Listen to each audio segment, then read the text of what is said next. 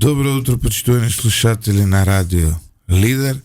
Општа радост. Ние се частиме во студиото на Радио Лидер. Сотир доби пензија повисока за 2.500 денари. Да, добро утро и од мене. Така е, што туку се спремав да штрајкувам и јас, ама еве тап, покачување. 2.500. Па повтор пат, знате. 2.500, кој ти ги дава? Владата. Тоа е таман колку за една нели. Можеш со сопругата да си приуштите уште едно одење во ресторан, на кафе. Тешко ние да дојме на ред. Внуци, деца, па сме ние. Ке чекаме следно. Во секој случај честитки и до Сотир и до сите активни пензионери да си ги трошат со здравие овие 2.500 денари. Како? Подолго време. И што е можно подолго време да го оптоваруваат пензијскиот систем на Република сега веќе за жал Северна Македонија. Јас може би ќе дочекаме и ние да бидеме пензионери. Сигурно ќе да чекаме. Мада јас кога ќе бидам пензионер, ја ќе бидам пензионер од оние со столбовите, прв столб, втор столб, трет столб. Од новите си ти. А сега сакаат да ни ги земат парите од вториот столб, а јас секоја година кога ми стига тоа од Сава осигурање среќен леле, кога ќе идам у пензија, овие ќе си ги трошам на ова. Сега најверојатно ќе ми улета владата Сотир да ми ги земе тие, ќе ни ги земат. Не ни ги оставаат. Ако сакаме демократија, мораме да сванеме дека синдикално, не синдикално, него пензиското осигурување е најбитното осигурување со здравственото во државата. И не сме. У Хрватска им ги зема. Па не мора ние тие пракси да ги прифаќаме. Ние сме европички. Не, гледаме на позитивните пракси. Сега пензионерите живи среќни, живи задоволни, 2.500. Поздрав до сите, да почестете. Јас се сеќавам на деновите као студент. Баба ми, кога взимаше пензија, ќе ми даеше баба ми 500, дедо ми 500, и баба ми плюс скришно уште 1000 за да не знае дедо ми. Ти си млад, Златев, не знаеш што е зборот дажба. Знаеш ли што е дажба? Не тоа беше... На први кога ќе се земат платите или пензиите, во првата продавница во мало се оде со корпа и се купува, се плаќаат долговите, месечно направени и се купува. И јас знам малко баба ми или мајка ми, ајде сине дажбата да земеме и да платиме. Тоа време сум го фатил ја во 60-тите години, само колку да знаеш. Сега време ти дажба да даваш, во однос на другите социјални категории, денеска Сојузот на синдикати на Македонија ќе протестира, протестен марш, прво јавна седница пред работничкиот дом, па протестен марш кон владата преку собранието и стопанската комора како попатни станици. Ова е маршрутата во знак на протест, ќе изодат најмалку 300 членови, според ова Дојче Веле што го пишува, на највисокото раководство на Сојузот на синдикати на Македонија и на гранковите синдикати кои се незадоволни од ниски те плати. Бараат минималец од 500 евра, а владата сега го покачи минималецот за 1800 денари и сега е 24.300. Бараат да е барем 30.000 денари. Ово утро во студиото на Радио Лидер имаме еден синдикалец кој нема да оди денес на протест. Зошто не сакате вие 500 евра плата?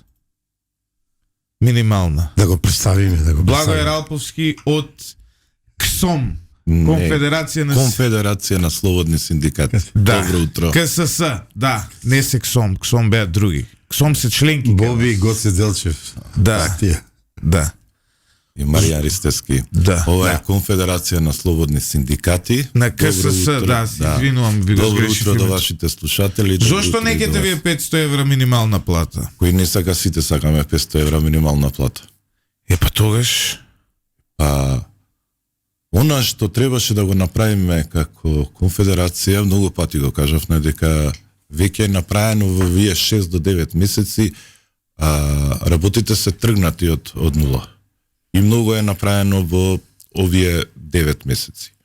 Јас дадов предлог до председателот на Сојуз на синдикати на Македонија, тоа што го имаме ние во јавниот сектор, тоа што владата како најголем работодавач ни го даде низ овие 6 месеци, тргнувајќи образование, здравство, јавна администрација и така натака, еве да им помогнеме пред Сојузот на стопански или пред стопанските комори, да дојдеме да си потпишат и општ колективен договор во приватниот сектор, па нема проблем. Тие што им ветуваат 500 евра, нека им дадат 500 евра, има начин како да се издействуваат тие 500 евра. Нема, еве сега у Радио Лидер минималната плата е 500 евра. Сега како ние да потпишеме сега со кого, како тоа јас ќе потпишувам колективен договор. А општиот колективен договор, ако се потпише во приватниот сектор со легитимни страни, легитимни работодавачи, легитимен синдикат, тогаш тој мора да го почитуваат сите приватни компании во државата. Значи, тоа е настрана. Ова што го имаме ние општ колективен договор за јавен сектор, за оние што се под буџет и што се јавна И може тоа да се реализира и во приватен сектор? Истото. Значи, Кој тој што моје име ќе потпише минимална плата, ја може сакам 24 да им дам. Па тој што е репрезентативен на ниво на приватен сектор. Па, ја не сум член во никоја комора. Па и некои не се членови во ниеден синдикат во јавниот сектор, па ги добиваат истите права што ги добиваат и синдикалците. Значи, вие сметате дека не е оправдано во овој момент да се протестира затоа што работиве се тргнати од мртва точка, како што велите, ве цитирам. Која беше мртвата точка и што се подобри во изминатите месеци? Вака, протестот е легитимно право на секого, особено на синдикалците. Секојаш е добро да се протестира, но треба да се има реални параметри, реални барања за што се протестира. Низ годините наназад ќе кажеме зашто ние протестиравме. Протестиравме за тоа што се кршеат законите, за тоа што се кршеа колективните договори, за тоа што имаше сериозен притисок врз синдикалните лидери, не само прозивани вака на телевизија, туку бркани од работа, спроведувани бевме по полиции, министерката за труд и социјална политика Мила Царовска ме апсеше во нејзиниот кабинет и така натака. Тој Како ме апсе? Така ме апсеше. Значи, под изговор дека сум го снимал разговорот кој што направевме на на јавен состанок. Валјда викала полиција да ве апсе. Полиција, точно. Па јавен состанок имате право да снимате се. Полиција викна, тоа е тоа. Ај, сериозни интересен пристап кон работничките права. Која беше сериозни таа Мила Царовска? Која беше таа? Едно мало такво, како да ти кажам. Немој, ќе се нападнат одма за нешто друго. Сега ќе ви кажам. Посетете ме, која беше таа Мила Царовска? На ето, на крај завршува. Во минатот имаше два репрезентативни синдикати, тоа беше Конфедерацијата на слободни синдикати и Сојузот на синдикати на Македонија. КСС и ССМ. 2017 година Мила Царовска, кога популистички ја покачи минималната плата, а не го испочитува законот до крај и не сакаше да го испочитува, значи нели ќе покачам тука на 10-20 илјади луѓе, ама другите 150 ќе ги оставам на цедила. Тоа беше членот 8, а кој што кажува дека во период од 6 месеци треба да се согласат платите и колективните договори. Тука тие одлуки се носеа без консензус, без кворум, затоа што ние како Конфедерација на слободни синдикати го користевме механизмот на бојкот на тој економско-социјален совет, од која ќе поминаше дневниот ред, кога не сакаше министерката заедно со тие што аминува и дига рака да го стави тоа на разгледување на економско-социјален совет. И никогаш не се прилагодија платите на новата минимална плата. Ете така. И сега ќе ви кажам... Тоа е бремето што го наследи оваа власт, ја мислам. Така. Истото се случуваше и 2018 година и 2019 кога истече нашиот значи време на репрезентативност, кога требаше да го обновиме, 5 години нашите документи се идеа по фиоките на Министерството и... И што значи тоа дека не бевте репрезентативни? Да им објасниме на слушателите, нели? Па, да ви кажам, не значеше нешто многу, затоа што гранските синдикати низ протести, низ штрајкови, генерални, како сон, како здравство, си ги остварува своите законски одредби што им следува согласно законот. Не целосно, делумно, но колку толку се остварува. Ако Не, јас ССМ сваќам беше тогаш Јас сваќам прогласен дека за Царовска бирала репрезентативен. партнери, значи она селектирала. ССМ беше избран за репрезентативен. да, сами си даваа репрезентативност сами на себе. Како тоа сами на себе? Па така, како членови на комисијата сами на себе кога го тргнаа од таа комисија дека е нерепрезентативна. Знаете, тоа е рецидив, ја малку се ќе ви изненадам, но ја да сум да си некоја година сум Мика Шпилјак, тука сум најстар во ова студио, сум соработил голем синдикалист на него на XU, што ви рекол ти. Ти може и со Лех Валенси ме соработува. Не, немам соработува, но ама знам кога ја дигна револуцијата. Од секој пат било битка, барем во ова поново време, за таа пуста репрезентативност, иако јас синдикатите ги сваќам малку поинако, тоа е битка меѓу капиталот и трудот, и секогаш сум бил на симпатија на страна на синдикалците. Вапуски ќе искористам прија нешто да те прашам. Зошто некои синдикати бегаат, еве и овој најстариот, од пребројување, од да се види стварно кој што е што, па Гането Торски како рече, колку сме, толку сме, доста сме и така натаму, да видиме, иако ја би сакал да имате малку поголема соработка, било кој синдикат да сте, да ви кажам, вие имате една цел. Вие една цел имате, да го заштитите работникот и неговите права и работнички и не само работнички. Околу репрезентативноста нема ли некоја нова формула, не ја знам ја. А ти како човек кој се бави со ова, можеш да ни го објасниш тоа, како би го решиле тоа прашање, бидејќи ова е демократија, имате право на Не, повеќе види, сега синдикати. вака, ја морам да ти да ме кажам одговори дека он, тоа не ти. со репрезентативноста Пошто ти си и газда и е малце синдикалец. смешно. Зошто? Пошто се шетаат по државни институции од сите синдикални организации и сега се тепаат кој ќе па тоа сакам да кажам. поише членови за на крајот Златев. тие пари што се Прати ме. одбитоци од плата да ги земе овој или оној да ги земе. Значи, после првиот одговор, значи ќе го спомнем зборот легитимитет. Кој има поддршка кај работниците? Мислам, ме Тоа е сваќаш, потребно убаво кажува Сотир. Да. Значи, кој има највеќе членови во приватниот сектор, тој може да потпише, пошто никој не може таму апсолутно да докаже репрезентативност од 20%, тоа е огромна бројка, тоа е невозможно за... Затоа спомнувам нова формула. Така.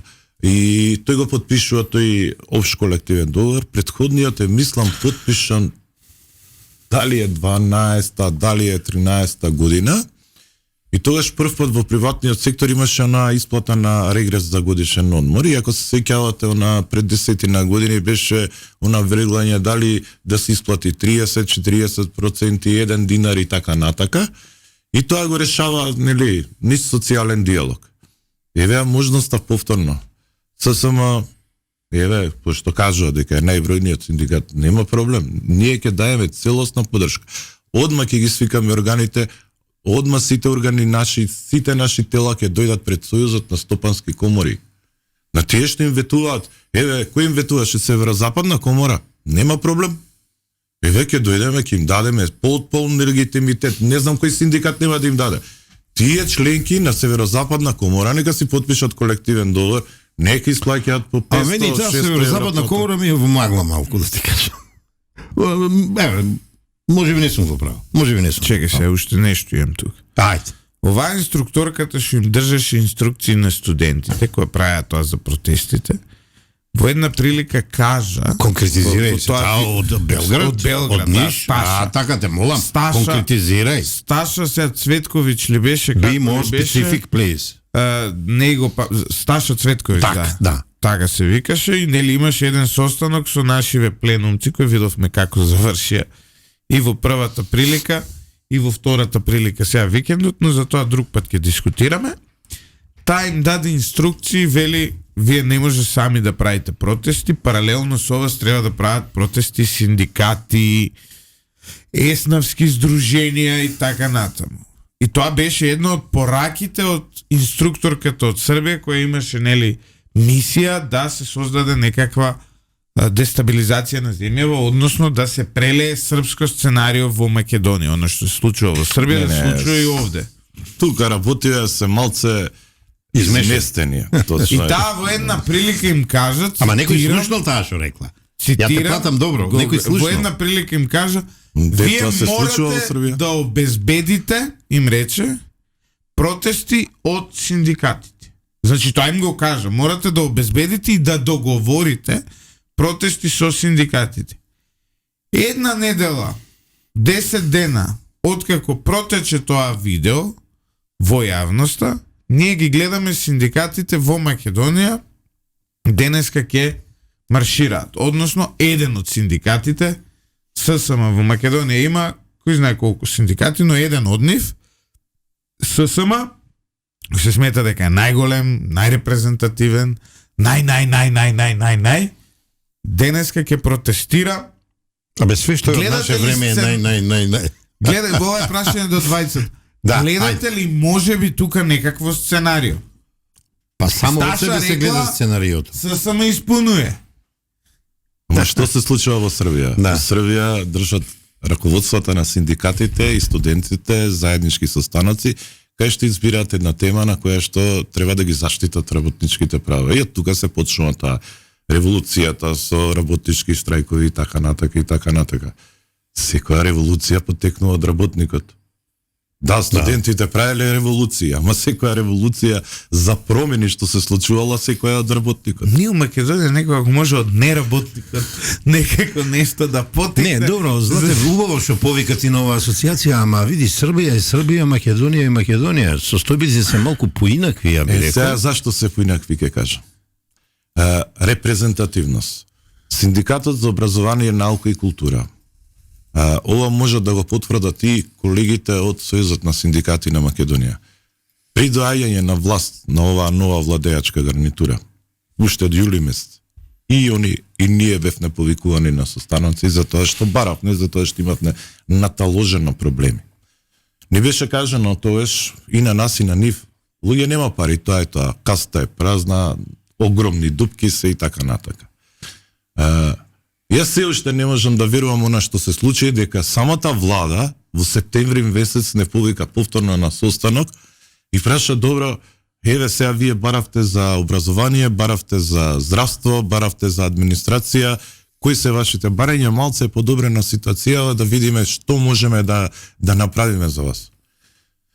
Во сите тие прилики и неприлики ние добивме зголемување во образованието, добивме историско со маса на пари од 10% нивелирање на коефициентите во здравството, каде што се подигна платите на најниско платените, сега веќе нема под минимална плата, туку седнат минимална плата.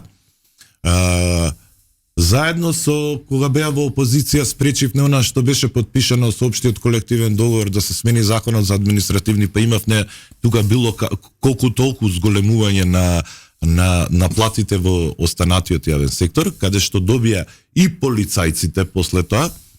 И мислам дека во целата на претходна година имавме една голема среќа на таа безпарица што се случуваше во државната каса, да ние го добиеме барем дел од нашиот колач. Не кажам 100%, но 70-80%. Подпишавме историски договори во образование. Еве се образованието повторно, значи од 1 април. Април. Да, 7% е зголемена платата.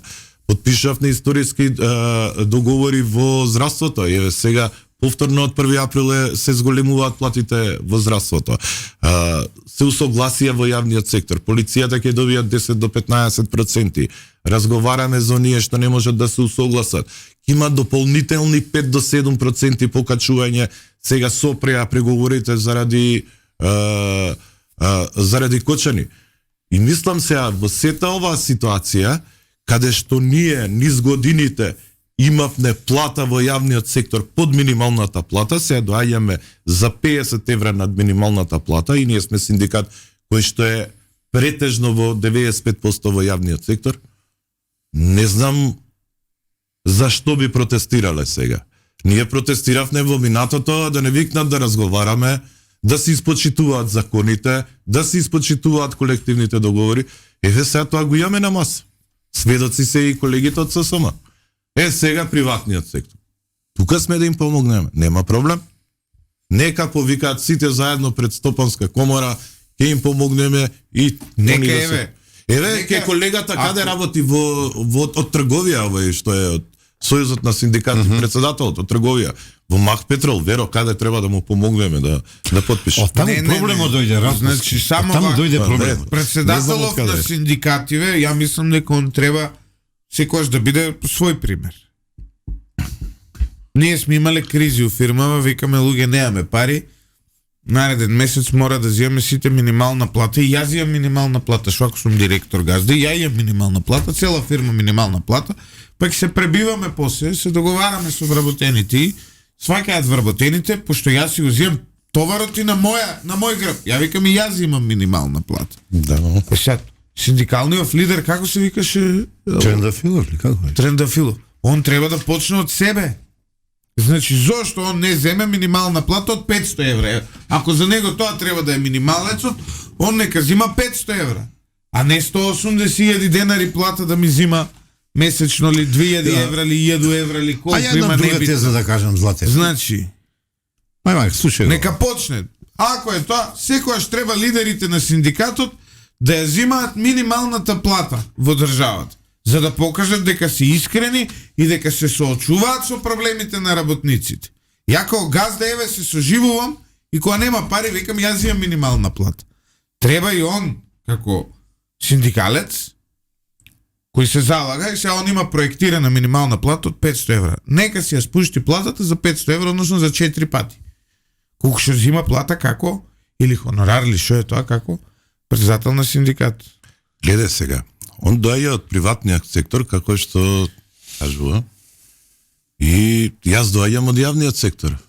Јас сум се уште вработен во Агенцијата за катастар на недвижности. Но ме ослободуваат од работно време заради тоа што сум избран на повисоко ниво, согласно закон и колективниот кој што го имаме. Синдикална активност. Синдикална активност. И јас се чувствувам со вработените во јавниот сектор. Ја ги знам нивните проблеми. Јас знам колку им треба, какви проблеми имале, дали се решиле или не се решиле тие проблеми. Колегата кој што доаѓа од приватниот сектор, он си знае дали какви проблеми имаат во приватниот сектор. Мада, овој податок мора сите да го знаат. На 22.500 денари, 25.000 вработени од 690.000 кои што се по Државен завод за статистика зимаат минимална плата. Другите сите беа над минимална плата.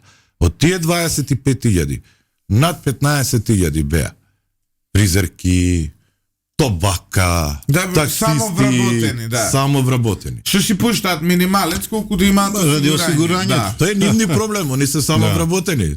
Твој проблем е колку ќе си пуштиш ти плата, ти си газда.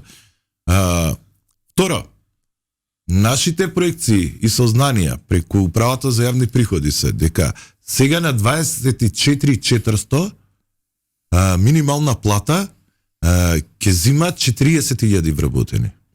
Тоа се од тие 40.000 повторно негде околу 60-65% се истите тие, само вработени. Сега, ние немаме проблем во делот на минимална плата во приватниот сектор. Ние имавме проблем во јавниот сектор.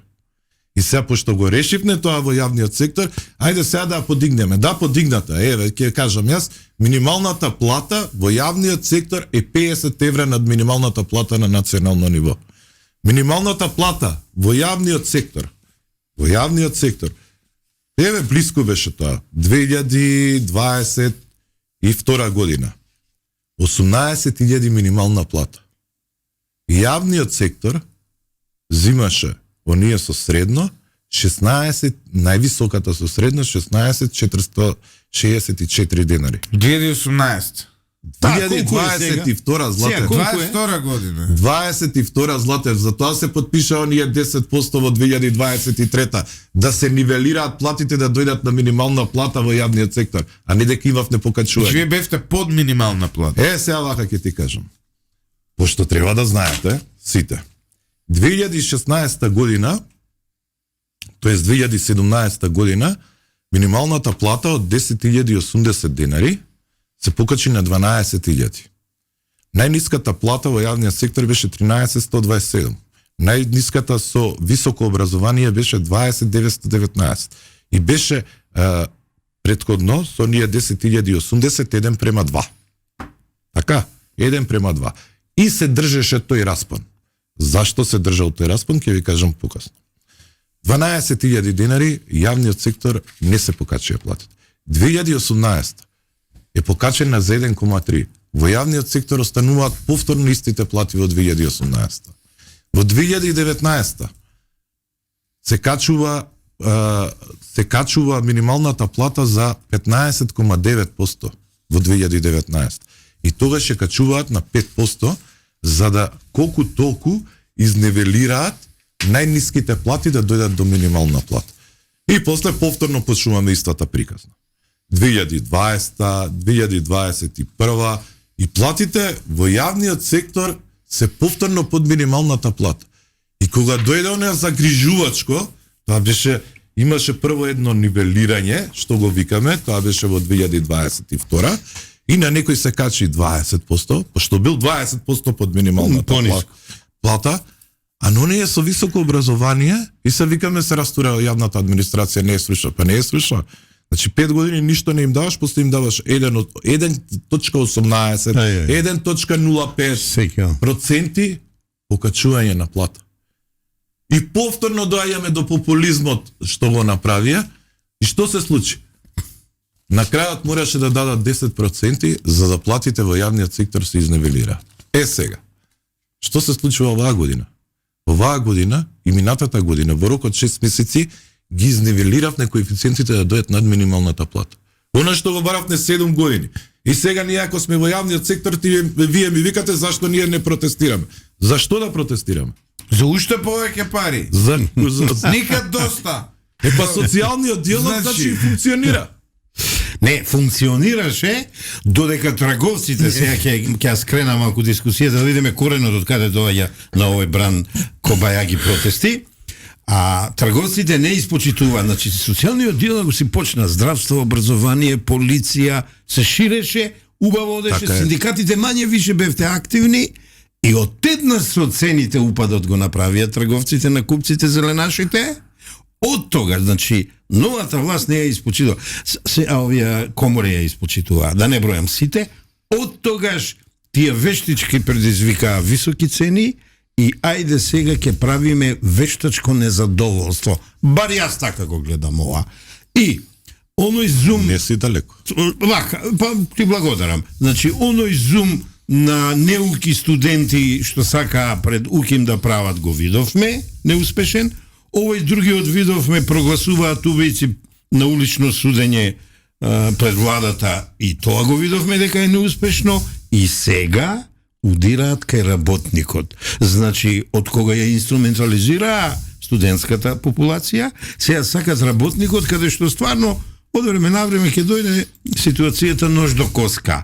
Ама ја лично мислам, вие работниците или представниците на работниците не треба да дозволите да видите инструментализирани. Треба да си го кажете своето и ме радува ова што викаш дека сте постигнале година назад задоволителни резултати и тоа треба да кажете кај работниците, барем тие што ги представувате, да знаат дека следниот чекор ќе е нешто, некој друг бенефит, како што одат овие поскапување или изголемување на овие цена на чинење на екзистенцијава наша. Да, ќе има и колективни договори. Но прво работиве од оноа што беше анархија во делот на платите во јавниот сектор, ние треба да ги донесеме на нула. Да. Зашто? 2019 година тоа е и направено. Во голема мера, ама уште треба да се работи на тоа. Да. Таа анархија за може после да се донесе тој закон за плати во јавниот сектор. Зашто? Сега слушај сега што се случи. Да. Имаш додатоци на плата во правосудство. И сега, се донесе тоа 78%. Јас не кажувам никогаш не кажувам зашто ги изголемиле платите функционерите. Да, викам вака.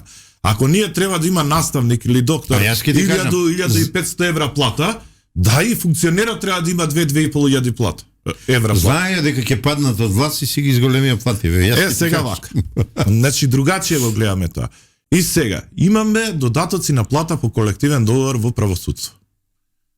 Судско-буџетски совет, не можејќи во тогаш да се договори со Министерство за финансии, треба да си ги качи платите на судиите 78, ти знаеш дека пола се суди, а пола се стручни соработници. Таму многу добро знам како е. Ете така. Им ги кратат додатоците на плата на стручните соработници, на судска полиција, на сите, за да си ги качат Доди на платите. судиите и новинителите. Па и таму ние се направи протестираме- проблемот Ралповски. Ние протестираме и сега викат зашто протестирате? Затоа што ни е тоа стекнато право по колективен договор. Сега ќе ви кажам зашто треба да се нивелираат работите. 2019 пред избори. Само за тој проблем сте требале спор да заведите. Онеправдани сте таму. Таму сме, да, онеправдани. Таму сте онеправдани. 2019 пред избори се дава 30% она што го очекува инспекторите, додаток на плата на инспекторите. Па никој не кажува дека е тоа само со персонален данок, дека нема придонеси. Но беше работа, клюпни залепи. Како тоа само? Само И придонеси пеери. додатокот на плата. Утре кој ќе иде у пензија, ќе нема за какво Ќе беше нема, да. за тоа. Знаете, дожба. се е можно кога паѓаш во провалија. Не, ама знаеш сега ти како тоа. Абе, грабни ја не бегај. можам денар да дадам така на себе. Па ти не си Само власт. Па газда на фирма сум мора да отлагам на Едно е пуно газда, друго е да си власт политичка. Па јас зашто кажувам дека не се до крај средени работите, има уште да ги средуваме, да дојдеме на нула. На нула, ама тргнавме. Битно е дека имаме диалог. Ништо е. И ја мислам треба да се залагате тој диалог и да се прошири и да се продлабочи. Тоа е единствениот пат. Еде мал пример ќе кажам, се надевам Златев нема да ме прекине, ќе бидам краток. Значи, 25 години поминав во воздухопловство. 2008-2009 кога се ориентиравме кон некиото европско, ние први влеговме во Европа. Имав ја таа задача сепарациите со еден голем тим да ја правам.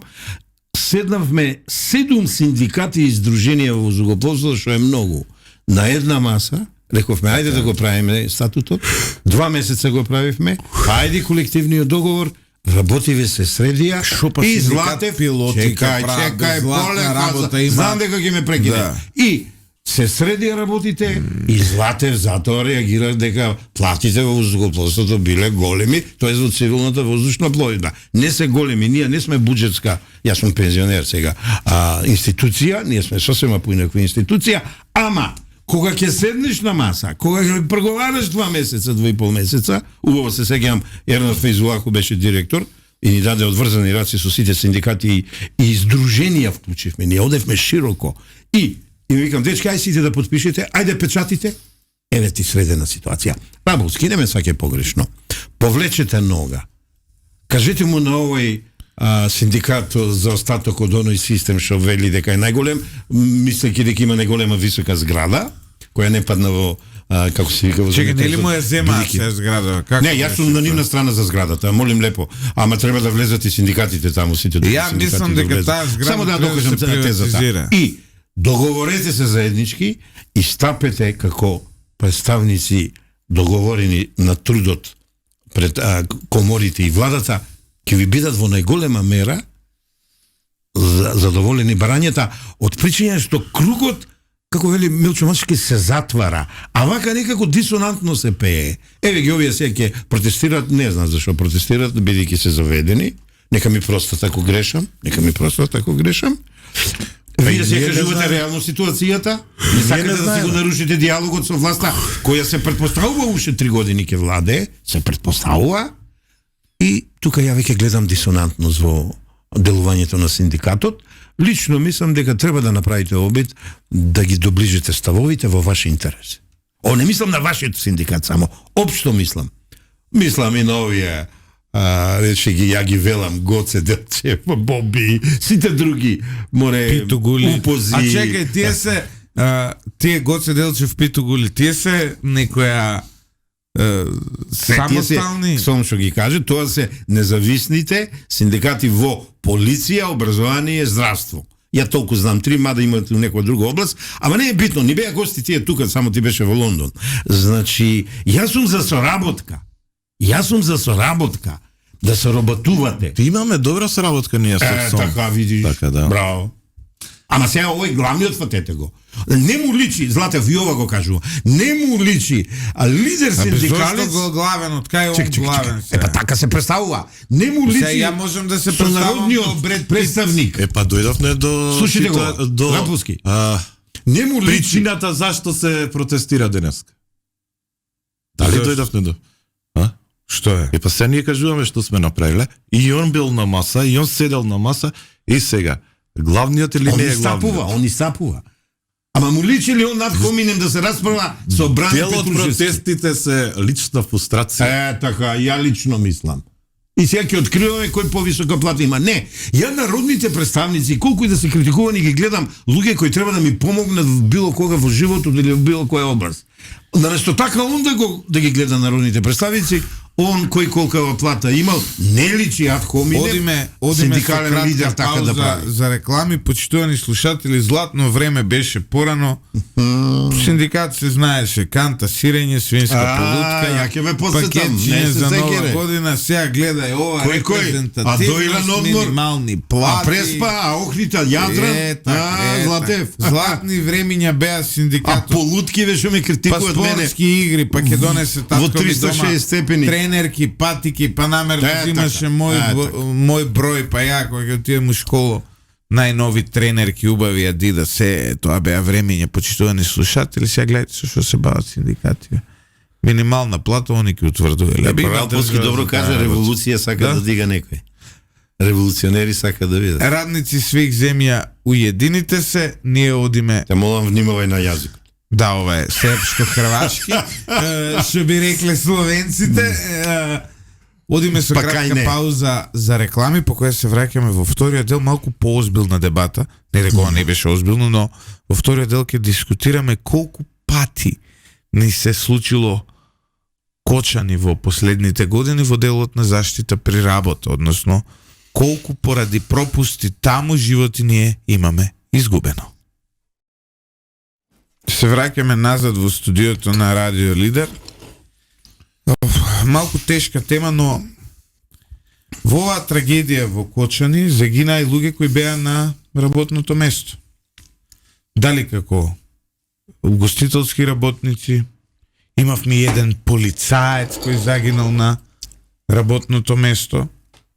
Секоја година имаме некакви статистики за загинати на работните места. Секоја година имаме жртва, дали некој градежен работник, дали некој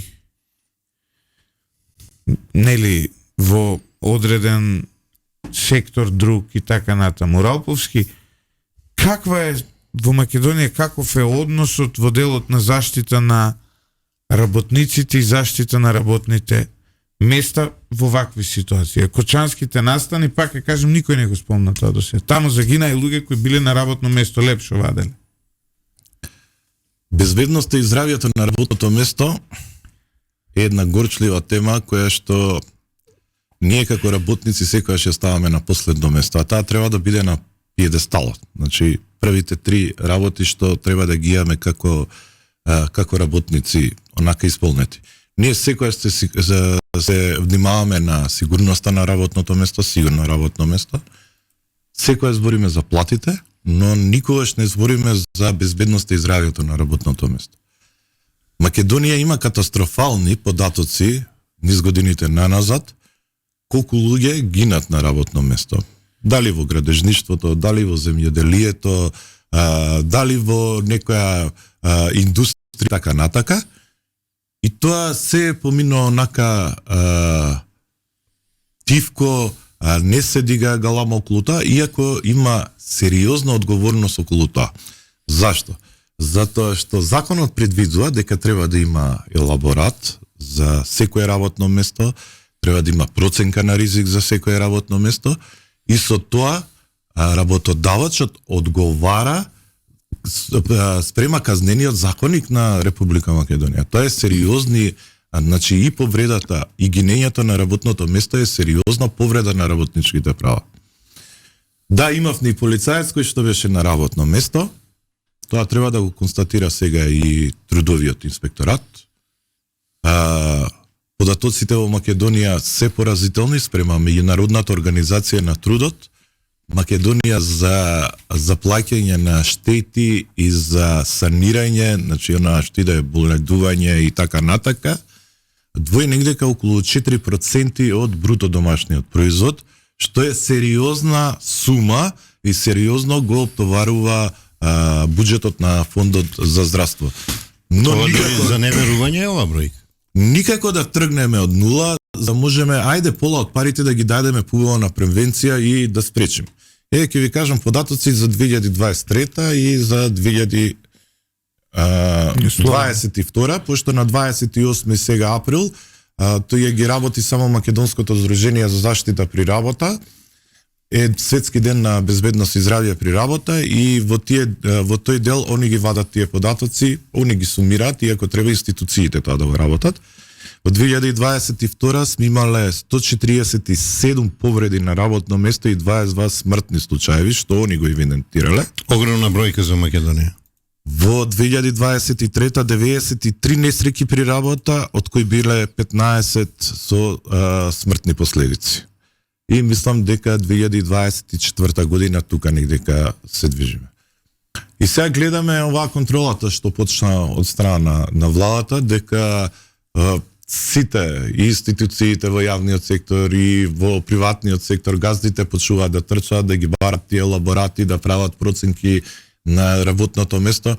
Зарем треба ова да ни се случи за да ние колку години наназад го збориме? Тоа, тие таквите елаборати што се подпишани заради реда и што не се случуваат вакви бројки, повторно се дел од корупцијата во Македонија. И корупцијата убива 30 години. Корупцијата убива и на работно место. И сега кога ќе кажеме што све е безбедност и здравје на работа, па ти имаш на пример 20% од јавната администрација кои што не се загрижени за корупцијата, 80% од вработените трпат психички терор од таа корупција. Затоа што нешто треба да се заврши. Што се случува? Повторно е таа корупција која што луѓето зимаат боледување, затоа што треба да реши некој предмет што не се решава, зимаат боледување затоа што некој раководител малтретира некого. И тоа е сериозни бројки кои што се повторно натоварот на сите нас. Тоа боледување го исплаќа фондот за здравство. Заради таа корупција ние не можеме да тргнеме напред. И затоа еве јас лично давам подршка од името мое како индивидуа за ова што се случуваат сите овие акции. Мораме да дојдеме во ред. Мораме да почнеме да ги почитуваме законите. А тоа е број еден обврска на секој граѓанин на една демократска држава. Само што ние пред ми се зборевме дека нашата култура на беззаконие некако поинаку кажува како се однесуваме. Иако акцијава е многу голема, да ви кажам, јас сум познат по тоа дека пишувам акти, помагам кај што можам.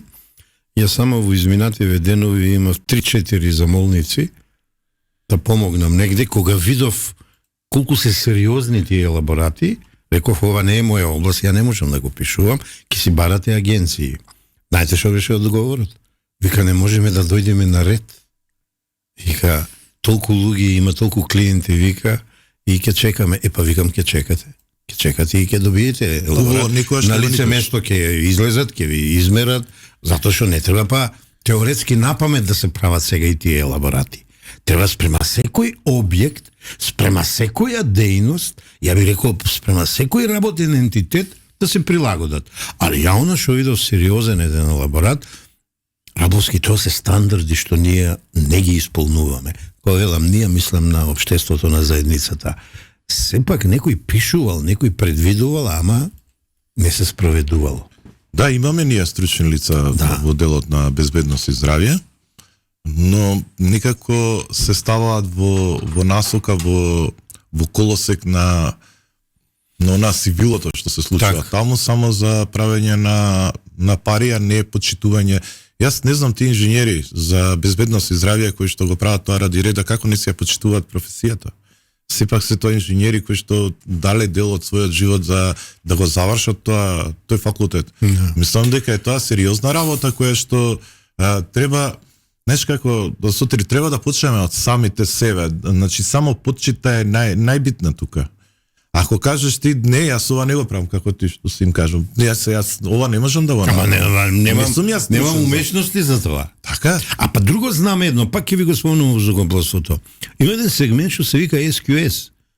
Safety, Culture and Security. Значи, quality, не culture. Значи, сигурност, квалитет, безбедност. Без тој сегмент во воздухопловството нема функционирање. Тоа е на преден план ставено, на највисоко ниво издигнато и затоа воздухопловниот превоз од трите можни е најсигурен, да ви кажам. Точно е, сакав и јас тоа да го кажам. Зашто е што се најсигурен? Затоа што има 0% ризик. Не, има ризик. Ама е многу мал. Многу мал. Бидејќи има една изрека што мене лично не ми се бендисува, ама е така. Сите акти со крв се пишувани. Значи, после секоја несреќа, ние имаме препораки, recommendation што ги викаме, безбедносни препораки, се вградуваат во ентитетот кој кикснал и тоа се вели дека во иднина се исправа. Еве, зашто не земат без праксис, позитивни пракси? Земи, направи и во друга област така, а не да ми простат во шупи ке правиме како се вика, Еве, сега ќе клубови, кажам, дискотеки, так, не знам што. Тоа многу чини да се направат тие безбедносни услови, тие лаборати, да се испрактикуваат, да се... Ама најевтино е да платиш. Ама најевтино е повторно да платиш, Да затоа платиш. што една ваква несреќа ќе ја платиме 10 Ајде пати сега најскапо поскапо. платив. Најскапо со човечки живот ја плаќаме. Веќе нема цена Штета. ова. Ова веќе нема цена. Да. И за жал тоа се случуваше и во делот на безбедноста и здравјето на работното место. Ти имаш градежништво, Таму е најопасно, мислам, таму другите области не земјоделието е сум многу запознат. Земјоделието е најопасно, најголеми жртви има таму највише. жртви. Тракторите. Тракторите Се точно. подсетувам обвинител кој бев вкочен и вие како од тракторите многу несреќи имавме, значи, да. Има начини тоа како да се заштитат. Значи иде без она оклоп на тракторот едно. Па тоа е тоа што треба да се спроведува. Ама за жал не се спроведува. Остај го греота, не остај го греота. Нека го направи тоа заради неговата сигурност, заради неговиот живот, безбедност. Он ќе биде неговото семејство греота ако загине. Епа, Не го сваќаме ние од овој- овој екзистенцијата, баш ка загуба на живот имаш. Загуба на близок, ама ја загрожува се екзистенцијата ако тој земјоделец пример тројца четворица издржувал и така натаму. Така е. Така е. Многу обратно ги поставуваме работите. Зборев ни преска во една прилика. А зашто малку превентивно не се обидеме? Ти го спомна преска тоа, малку мислам на почетокот. Зашто не одиме малку превентивно, ево и како, не ме сваќа погрешно, и како синдикалци. Ја знам дека укажувате, пратам малку, колку можам да пратам, малку по-упорни да бидете. Кога е во прашање нормативата. За нормативата зборувам. Вака сега, ние може да сме еден од синдикатите кои што највише работел на тој сегмент на работничките права, тоа е безбедноста и здравјето на работа. И заедно со Македонското здружение за работа имаме и многу иницијативи заедно со нив и многу обуки направено на нашето членство, што дојде пример до некој поместување да некои делови од таа безбедност и здравје при работа почнуваат веќе да се имплементираат во и да се ставаат, да се аплицираат во колективните договори. Па тој е успех. Например, во образованието сегдека се направи во изминатите години проценка на ризик на работно место и ќе речат што има проценка на ризик на работно место кај наставниците. Не е точно. Како не? Не е точно. Губи слух, потечени вени, така натака, значи искривување на РБ, сите тие работи. Сегдека си има своји слабости. Дали секоја професија носи ризик. Ризик носи. И сега што се случи? Еве ќе ти дадам еден пример. Тогаш Македонското здружение во ковид кризата изработи еден ковид калкулатор. И вика... Што му доаѓа тоа? Вака беше тоа. Имаше, например, неколку ставки каде што ги става, значи имаш хронична терапија, имаш коморбидитети, имаш вакви болести и ти го става калкулаторот и ти вика колкав е ризикот да се заразиш или да преживееш корона кризата. тогаш им го дадаа на владата бесплатно и да знаат кој треба да биде во прв ред, кој треба да биде во втор ред, кој треба да биде во трет ред, а не луѓето да седат дома да ги заштитиме луѓето. Имаше помалку смртност. Да. Значи, експлицитно беше одбиено од нив. Не сваќам зошто. По тој еден вид алгоритам како да се однесуваме. Така е, математиката како да дава се организираме и како да функционираме. направено од стручни лица, од инженери, а поврзано со од нашето здравје. доктори на ризик на работно за доктори Да. за по медицина на трудот и така натак. Ми дошепнуваат некако кога да изгубивме солидарноста, како да некако себичноста некако не оди ова трка за екзистенција и за повеќе пари. А ја мислам дека можеби еден од главните принципи кај синдикалциве, па и не само кај синдикалциве, кај сите работни луѓе треба да е солидарноста едни со други, да се помагаме. Не само во некои тешки времиња. Бидејќи ако се помагаме во добри времиња, тешките времиња ќе ги избегнуваме. Дали се согласуваш или Да се согласувам во потполност. Зашто? Затоа што како синдикат поминав на еден многу турбулентен период, каде што пола извршен одбор беше исфрлен од работа, прогонуван, каде што не пуштани на преговори. Ова декадава што измина? Да, оваа декада што измина. И преживеавме благодарение на солидарноста на членството на КСС. Значи постои сепак. Па постои. Да. Сепак ќе кажам дека тука може би се случи затоа што ќе нас се работи искрено. Искрени се односите на еден према друг, односите на синдикалните функционери према членството и може би затоа се случи таа солидарност. Иначе кога ќе почнеме да збориме за солидарност, таа останува само на зборови, останува на хартија. Таа солидарност која што ние многу сакаме да зборуваме затоа што потекнуваме од од еве на пример го имаме Скопје како град на солидарноста, па потекнуваме од некое претходно општество каде што владееше солидарноста и ние само декларативно си ја разговараме, но солидарноста не се случува вистински на терен. Еве сега ќе речат, еве го збори председателот на КСС за солидарност. Зашто не помогне на колегите од ССМ? За да дојде до солидарност и да помогнеме, треба да бидат искрени на мерите и барања. Не. Тоа е поентата. Треба да бидат од другата страна искрени барањата и намерите. Ако не гледате вие цел во тоа што го прават и во моментот исправни постапки, ја ве сваќам. Ја и на почетокот те сватив, значи. И сега те сваќам. Искрени треба да бидат намерите. Фала тоа Богу. Е проблемот. Не можеш да застанеш во тој ред ако ти не си убеден за тоа што другиот синдикат го бара дека е прав момент и дека е тоа вистинското. Ја така те сваќам и ја те оправдувам да бидам искривено се сваќа зборот на солидарност.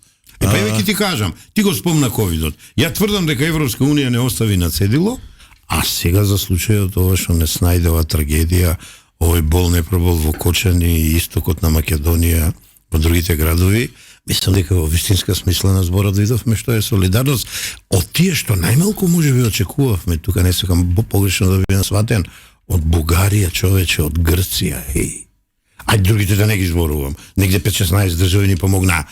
Па знаеш зошто сега ова го кажам? Па не мора само во тешкоти солидарни да бидеме. Да бидеме превентивно солидарни, стандардите малку повисоко да ги исполнуваме. Значи, доволно високо се дигнати, ама нашата изводливост во условите на работа, што би рекли вие работниците, да биде на повисоко ниво. И ја така сваќам солидарност од страна да дојде кон работникот, за да работникот не дочека штетни последици по здравје, по тело или по живот. И сега се враќаме назад. Ајде повторно од изворот проблемот. Па коренот е најбитно. Во извинативе неколку години работев на еден проект со Solidarity Center, тоа е фондација на најголемиот амерички синдикат. Работев на еден регионален проект, корупцијата убива. Еве го нас се случува дека корупцијата убива. Да. И треба да почнеме да разговараме и гласно да збориме. Значи, кога ќе видиме дека некој не ги почитува законите, а кој сака нека е, треба да го пријавиме. Треба да го помениме. Кога ќе видиме на работно место дека мене ми е загрозена безбедноста, треба јас да кажам дека ми е загрозена безбедноста. Да предупредам, не треба да се плашам дека ќе изгубам работата или било што. Па тоа е тоа, дека треба да имаме самосвест. Треба да се почнеме сами себе да се почитуваме, па да го почитуваме после и да ги почитуваме и законите. Много си право. Кога ми текне пред неколку години на тоа столче кога сум седен како некој пат гостин кој ме викале овие младиве луѓе овде, ја донесов една книга, Победа по секоја цена, Zero Sum Game, и за институционалната корупција. Ја напишав 20-та година, апелирав како да не сакаат да ме слушнат некои луѓе. Таму све сум напишал што сега ни се случува, да ти кажам. Корупција и пази, институционална, системска, од највисоките врвови на владеачките забегани елити. Зошто превентивно не го правевме тоа? Зошто не го спречувавме? А сега на еден начин обезглавивме една млада генерација на истокот, на Струмица, Штип, Кочани, Пробишти, Куманово, и сега ќе си држиме лекции, ова не го мислам на тебе и на мене, за солидарност. Мислам дека ни се первертирани работите и ја гледам сила во вас, не само во вашиот синдикат, во сите останати, која може оваа работа да ја малку преврти на вистинско. Има сообщение, вика, игрите на така наречените синдикалци со енормно високи примања се прочитани и на нив никој не им верува. Иван Пешевски и Слободан Трендафилов, кои во јавноста се представуваат како душегрижници за работничките права, всушност ги интересираат само нивните високи плати, придобивки и привилегии, велат од ВМРО ДПМН. Ралповски пеше, ајде да бидеме малци критични, како синдикалец. Доликува ли на една политичка партија, на една опција на власт вака да комуницира со синдикалните лидери? Сега независно дали вас ви се допаѓале тие синдикални лидери, дали сте се согласувале со нив, но ова се веќе директни конфронтации на релација политичка партија, синдикати, кои малку и невкусно изгледаат, барем според мене. Не? А зошто од последицата почнува, Злате? Оди на причината оди. Кој почна? Социјалниот диалог што го зборевме, и кој го преврти социјалниот диалог, и кој сака да внеси смут во синдикалните организации. Не е тоа причината. Ајде. Причината е нешто друго. Ајде. Знаеш како викаат, има една народна пословица, вика гледај си во твојот двор, немај да гледаш во Волтер. Така, обработува својата градина право. Сега. Збориме за високите плати на функционерите и не прекинавме да збориме со години колкави се нивните и за плати патните трошоци. И за патните трошкови. И сега јас зашто кажав, погледни прво во својот двор, па после во туѓиот. Има последица. Јас те сватив, ама не знам дали ќе те сватат тие што на кој на мене тоа. Па сега не знам дали ќе сватат на кој на мене тоа, ама тоа е последицата зашто се случуваат работите. Треба да не биде да имаме високи, ја веќе немам плата, имам пензија, високи плати. Ти имаш висока пензија, некој се жали. Сега плюс уште 2500 микрофон.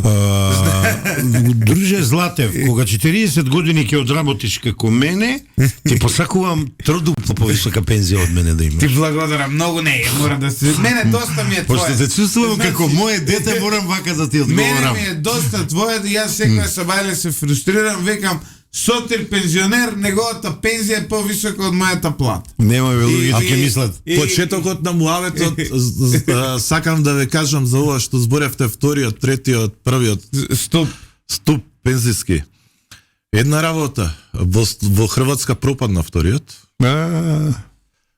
Словенија се враќа на првиот, а за нас се проекциите дека во после 2030 година најстабилен ќе биде првиот овој државниот.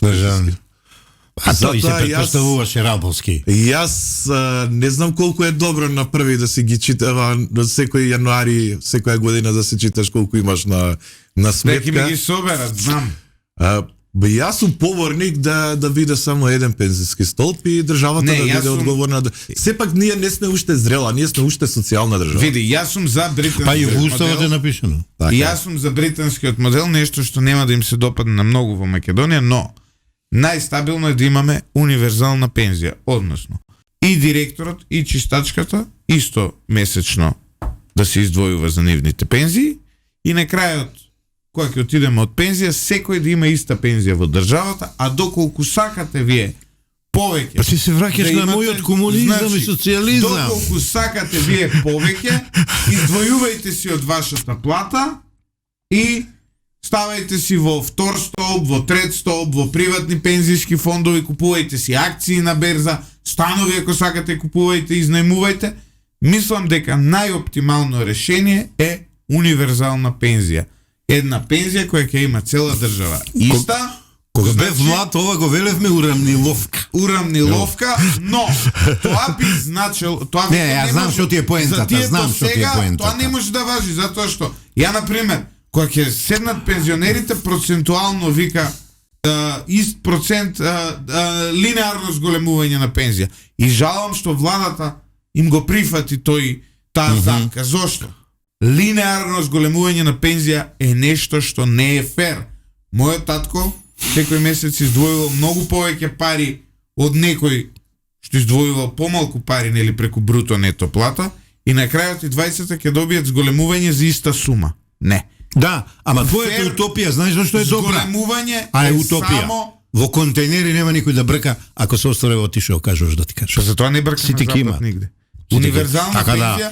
Има не, тука- за има сите тука што резон. Исполнуваат право да земат Злате, пензија. има една друга причина зашто се направи ова линеарното, затоа што најголемата сиромаштија во Македонија Да беше се прифати да ќе пензионерите приклучок беше. да прифати. И да се одвојат малце.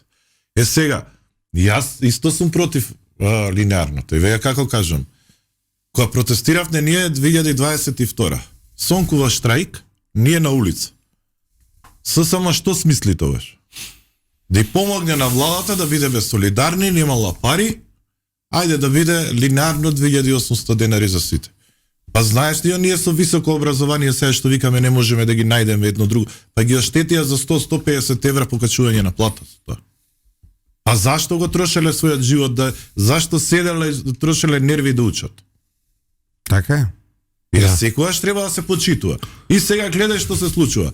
И за да го тоа избегнат, прават во законот за административни службеници, тука почуваат проблемите. Ние имаме закон каде што се почитува стручноста, каде што се почитува праксата и образованието. Мерит систем, викаме. И ние што правиме? Ја ставаме минималната плата како дел од плата во законот за административни службеници и администрацијата, а правиме социјална категорија. Ето тука почуваат проблемите. Ама некој не сваќа тоа се адход решенија. Ја зашто реков, да, уште не сме дојдени на нула, треба тек до прво да дојдеме на нула.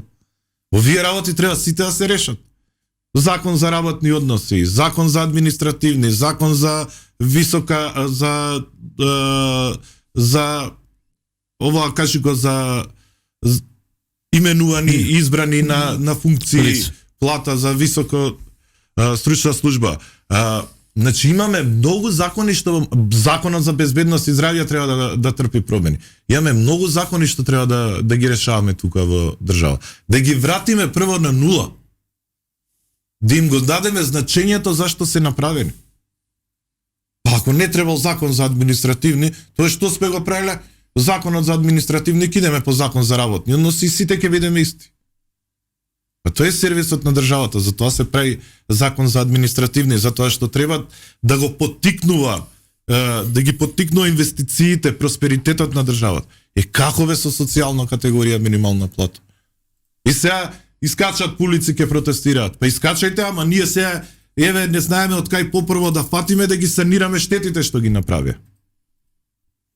И што сега ќе Имав еден учител велеше од начело, од почеток, рампус. Така е. И И едно сега по едно. кажува, Едно по едно. И сега, овие синдикалци викаат да државата да ги плаќа од лев джеб, од десен джеб вика се парите не е проблем за нив. Абе луѓе, што ти викаат? Значи кажано на нас, кажано на нив. Ние ќе работиме согласно закон. И јас тоа го почитувам. Ако ние се врземе дека треба да ги плаќаме придонесите, ќе ги плаќаме придонесите. А ке нас не се предвидени во буџет. И ние имавме свој предлог, што беше многу поконструктивен од нив. Имавме ситуации во минатото за време на ковид кризата даваа субвенции од владата за да зимаат работниците пари. И сега што се случуваше? Во првата транша ги даваат парите, не стигнуваат до работниците, пријавуваат ке нас, ние пријавуваме во УЈП, во инспекторатите и така натака, прашуваме директорката, вице-премиерот, директорката на УЈП, они дигаат раме. Пријавено ке нив. Во втората транша истите фирми добиваат. И повторно истото го прави. Во третата транша им викаме, луѓе, значи овие фирми не ги даваат парите на работниците. Зова во Америка некој му дале субвенции, купил Ферари и отишол во затвор. А ке нас шо правите? Ги гледате истите фирми. Ама шо да правиме, белким ке им ги дадат. Е сега, од тоа искуството сега ако збориме дека трговците, дека приватниот сектор, газдите се богатат на народот, на грбот на народот, на грбот на работниците, зашто ја пак да им давам субвенции од буџетот? Еве, ти си Златев приватен предузимач, така? Ти, еве, јас не сакам да ви дадам субвенции. Јас кажувам вака. Кои субвенции ние не може паднат системот, е цела недела на УЈП не може плати да направиме, значи во држава, еве, сериозна забелешка. УЈП во моментов е тотално дисфункционално. Не знам дали се криви тие претходно. Не знам дали се криви овие сега. Но УЈП не функционира. Барање поднесени за да ни се префрли од еден во друг данок, пошто не знам, имаме предплата ДДВ, а треба да платиме данок на добивка па да ги пребиеме. Со месеци стојат необработени од страна на УЈП. Ние сме тие што треба да отидеме, да застанеме сите на Елена Петрова и да протестираме пред УЈП со денови ако треба. Еве, најотворено кажувам. Зошто? Стопанството во Македонија, особено зборувам од позиција на ние кои сме мали предпријатија.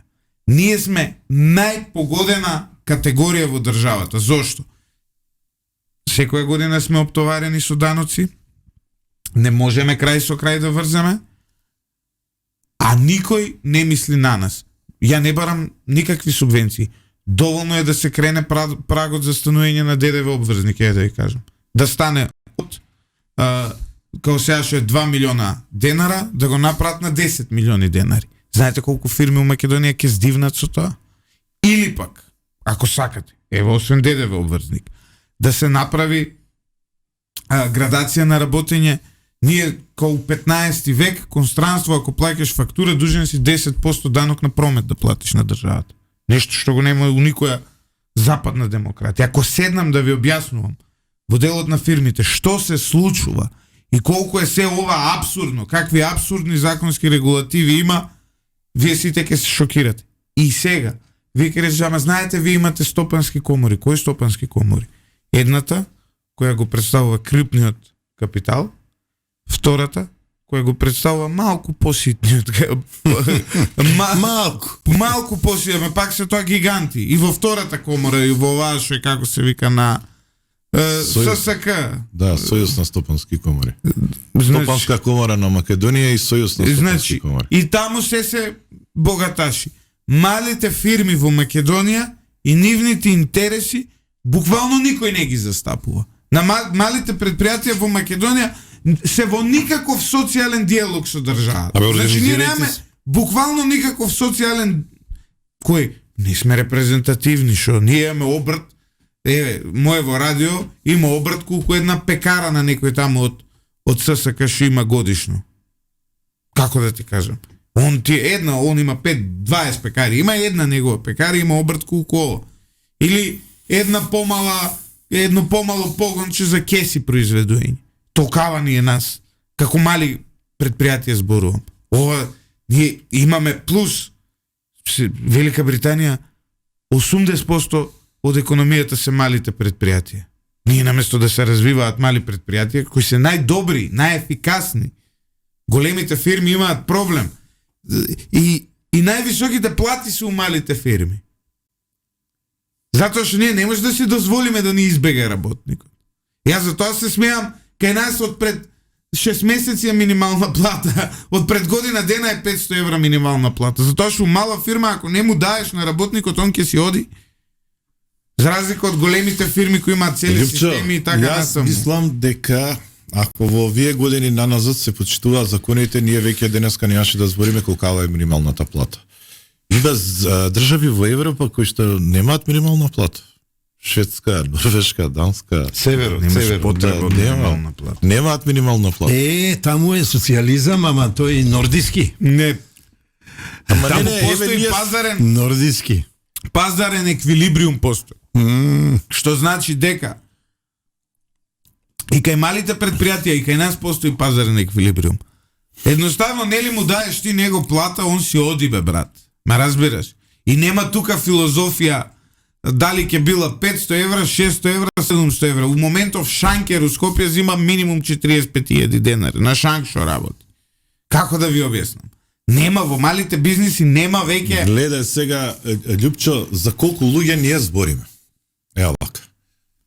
Еве сега е 24.400. Така. Сега, каде луѓето треба да го разберат моментот на популизмот? И кога ќе се дигне и на 30.000. Ти што се случува? Но ние погоре не им се дига платата, Љупчо. Значи, пак уште 500.000 работници немаат никаков бенефит од таа минимална плата. Тоа е проблемот што треба да го разбере народот у Македонија. Ние џабе ја дигаме минималната плата и само правиме поголем офат на луѓе што земаат минимална плата. Да. Ние не И толку е.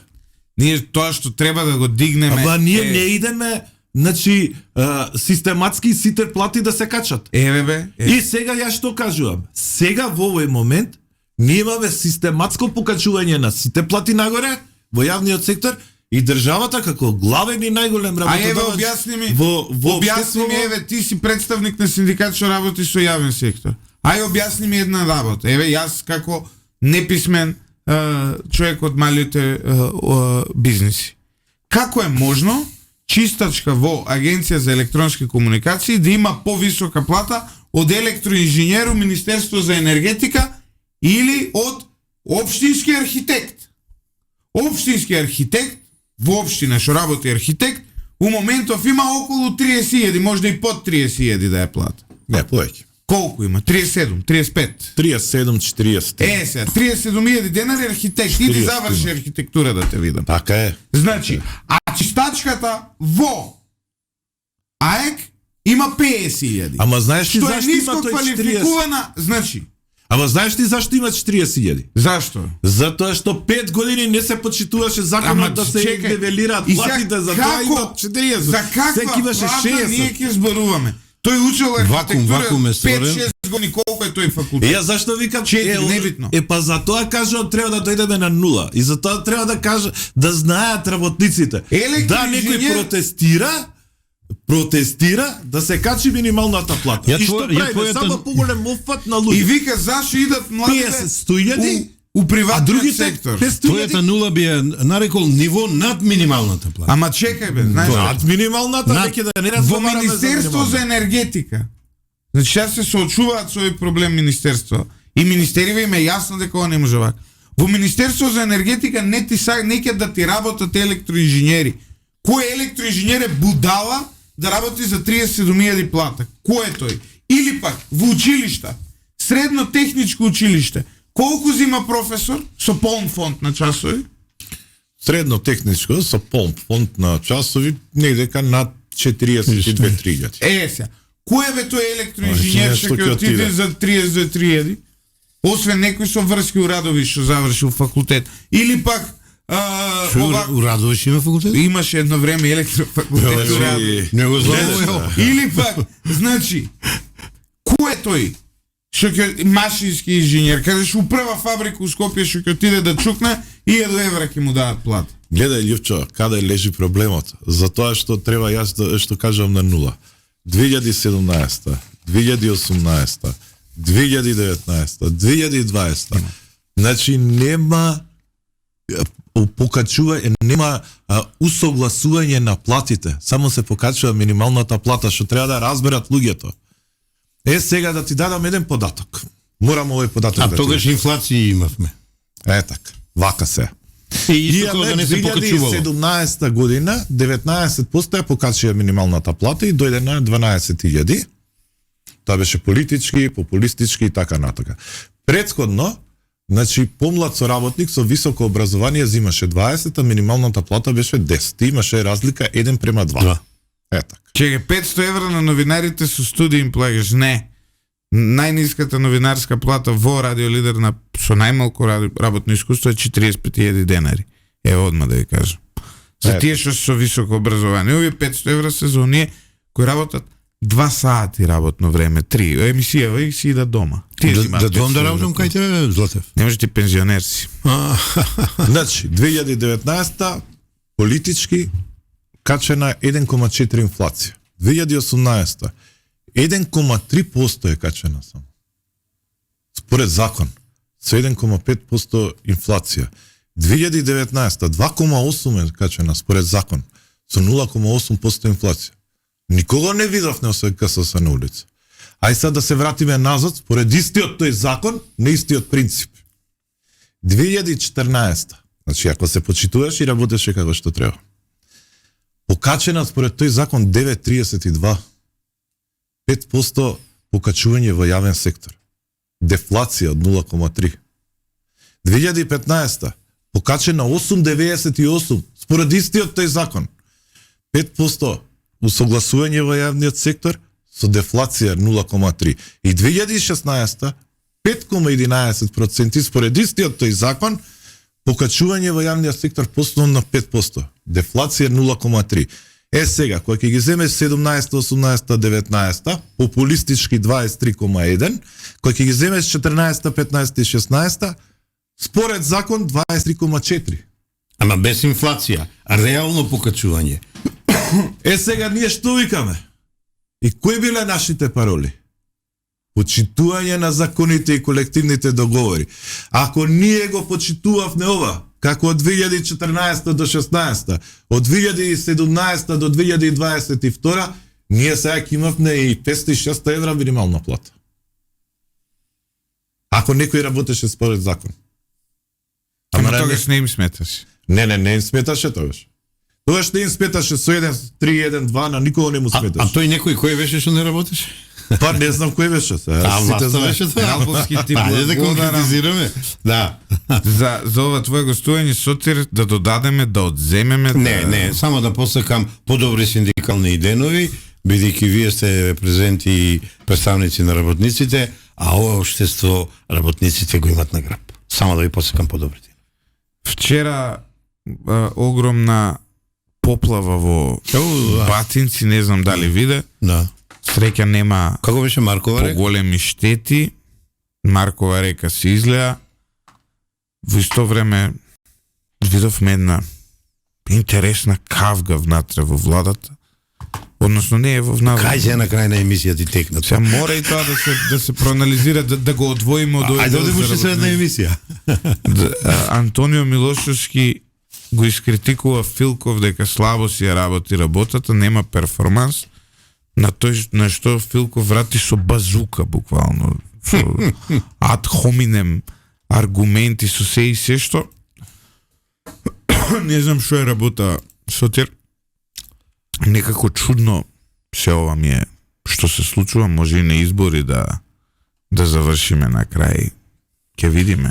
Може изборите се најшироката, најдемократската алатка на една демократија. Утре ќе се потрудиме со Драган. Нон-стоп ли избори бе, Златев бе. Нон-стоп ли избори. Абе дај да работиме, еве синдикалците велат не работиме кој што треба, дај да работиме малку повеќе, така да овие работи мислам дека се Јас од позиција на правите детски болести на ова власт и мислам треба да ги надмине.